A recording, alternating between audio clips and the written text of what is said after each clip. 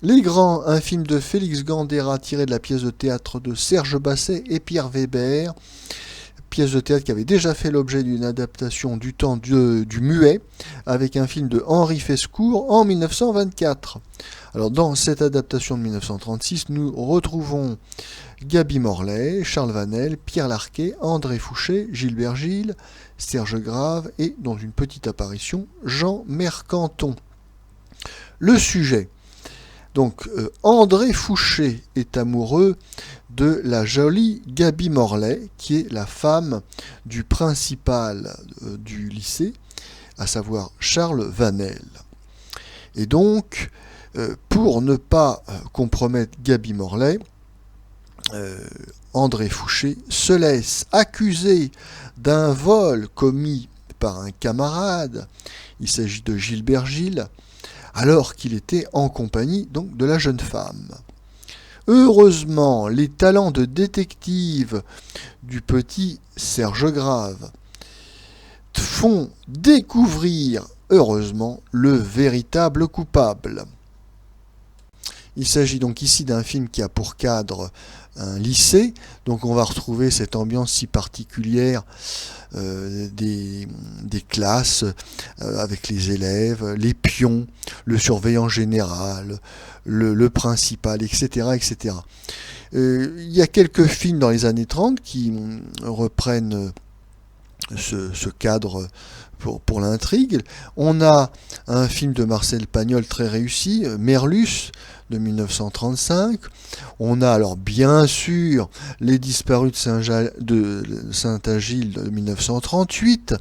D'ailleurs, petite parenthèse, où l'on va retrouver Serge Grave, Serge Grave qui joue ici le rôle d'un enfant, enfin d'un adolescent, mais il est très jeune, oui.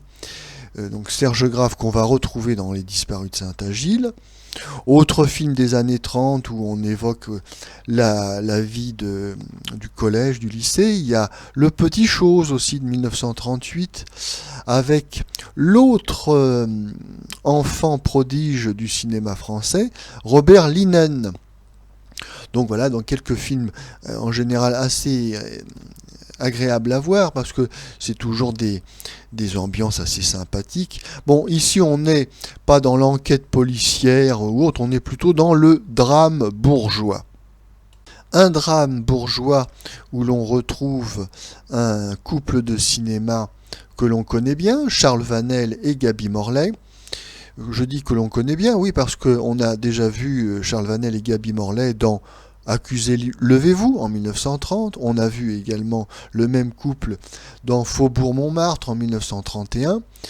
Donc ce sont deux acteurs vedettes qui sont particulièrement brillants. Bon, Gaby Morlet, dont Charles Vanel joue tous les rôles, à peu près tout, du voyou, du bandit au grand bourgeois. Bon, en revanche, Gaby Morlet, à cette époque de sa carrière, elle est plutôt spécialisée dans les rôles de bourgeoise, qui s'ennuie dans son foyer et qui commet une infidélité. Elle est un peu abonnée à ce rôle. Bon, c'est normal, c'est une jeune première qui a une certaine distinction, donc on la cantonne un petit peu à ce rôle de grande bourgeoise. Alors là, bon, pour éviter tout problème avec la censure, il n'y a pas réellement de liaison entre Gaby Morlet, la femme du principal, et le lycéen André Fouché. Tout ça est suggéré d'une manière très délicate. André Fouché, qui est un acteur assez précoce puisqu'il est entré à la Comédie Française à l'âge de 18 ans sans passer par le conservatoire. Bon, nous le connaissons surtout pour son interprétation du fils de Pierre Freinet et d'Oran de Mazis dans l'excellent film de Pagnol César 1936. Et il faut reconnaître c'est vrai, il a une certaine autorité naturelle malgré son jeune âge. Il a une certaine envergure. Et là, ça convient tout à fait au rôle de cet apprenti Don Juan, même si, donc, comme je le disais, pour des raisons de censure, ce Don Juan, officiellement, n'arrive pas à ses fins, et donc l'honneur de Gaby Morley est sauf. Mais enfin, bon, l'intention y est. Alors on continue de passer en revue les jeunes talents du cinéma français, puisque l'intrigue se passe dans un lycée, et on retrouve Gilbert Gilles. Il va interpréter tout au long des années 30 et 40 des rôles de jeunes premiers sympathiques et dynamiques. Bon, ici, il joue le rôle plutôt d'un méchant, puisqu'il laisse injustement accuser son camarade de vol, mais ce personnage a un côté sympathique, ou plus exactement un peu comique, puisque il y a un duo comique Gilbert Gilles, Pierre Larquet, car l'étudiant, enfin le lycéen donc saute le mur la nuit, et pour s'encanailler dans un cabaret où, coïncidence, il retrouve le bon Pierre Larquet qui, après toute une dure journée de surveillance, de permanence et autres travaux ingrats dans le lycée, il va également au cabaret pour se changer les idées. Et alors là, donc, petit duo comique, parce que là, les rôles vont être inversés. Le malheureux Pierre Larquet se fait martyriser par Gilbert Gilles, qui est déchaîné. C'est une victime. Alors là, donc le bourreau et la victime ont changé leur emploi, et on voit le pauvre Pierre Larquet qui essaye de sauver la face, mais bon, il a visiblement peur des coups et des gifles de Gilbert Gilles, qui est un peu déchaîné.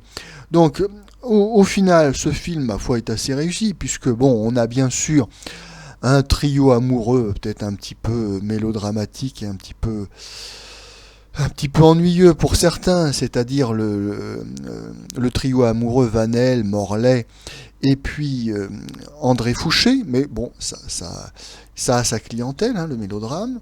On a une petite enquête policière rigolote avec le môme Serge Grave qui mène l'enquête, et puis, c'est le passage bien sûr que je préfère, c'est les petites scènes de chat et de chat avec la souris en ce qui concerne, donc comme je le disais, Pierre Larquet, excellent, vraiment excellent, et Gilbert Gilles, à rôle renversé, l'un chassant l'autre, puis l'autre chassant l'un.